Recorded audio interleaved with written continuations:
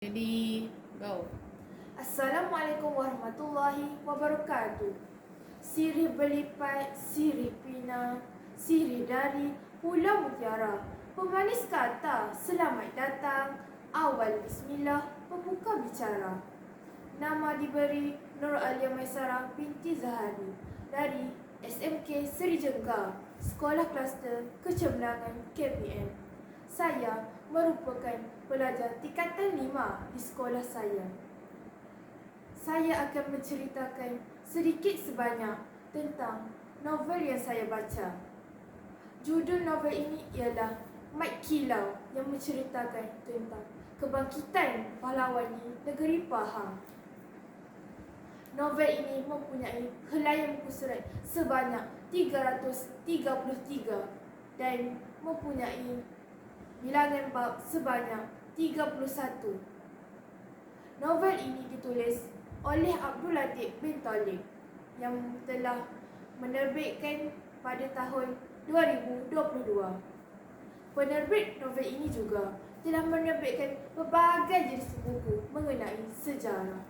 Sebagai contoh, novel Tok Janggut mengenai pahlawan di negeri Kelantan dan Datuk Mio Abdul Rahman yang bercerita mengenai kisah legenda Silat Gayung. Sebelum saya mulakan bicara, saya ingin memberitahu latar belakang pahlawan Pahang, iaitu Mat Kilau. Nama sebenar Mat Kilau ialah Muhammad. Nama gelarannya iaitu Mat Kilau diberi oleh ibunya yang bernama Teh Mahada. Teh Mahada berharap agar anaknya itu dilahirkan sebagai seorang pahlawan yang terbilang pabilang besar kelak. Sebagaimana yang kita sedia maklum, Pahang merupakan tempat yang aman dan makmur kerana tidak ada peperangan yang berlaku. Rakyat hidup aman dan damai ketika itu. Namun, kedamaian itu tidak berkekalan.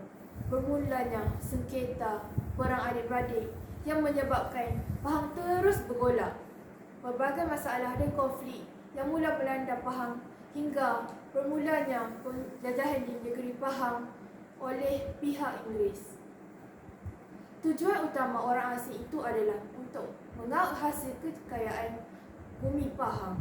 Seterusnya, berlaku suatu perkara di bab 7 di mana Mat Kilau bertanya pendapat kepada bapanya tentang pendirian mereka ketika itu. Namun, bapanya itu berdiam diri sahaja dan bersikap berkecuali. Akan tetapi, Mat Kilau tetap akan pendiriannya itu untuk berjuang demi tanah air ketitisan akhirnya.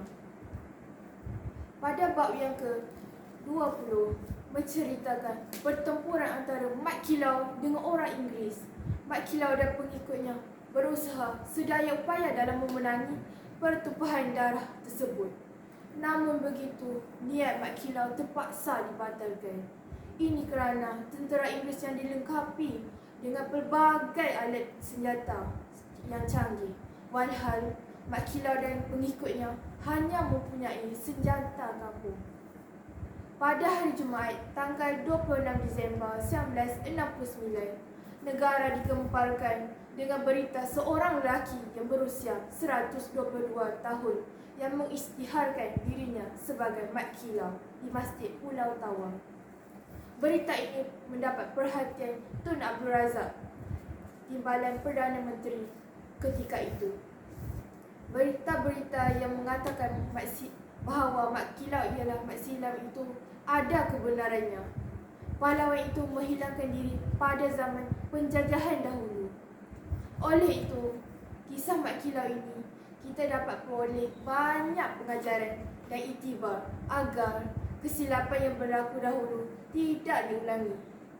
Jasa dan bakti Mat Kilau kepada Ibu Pertiwi dalam perang menentang penjajahan Inggeris di negeri Pahang adalah satu lambang yang baik demi masa hadapan.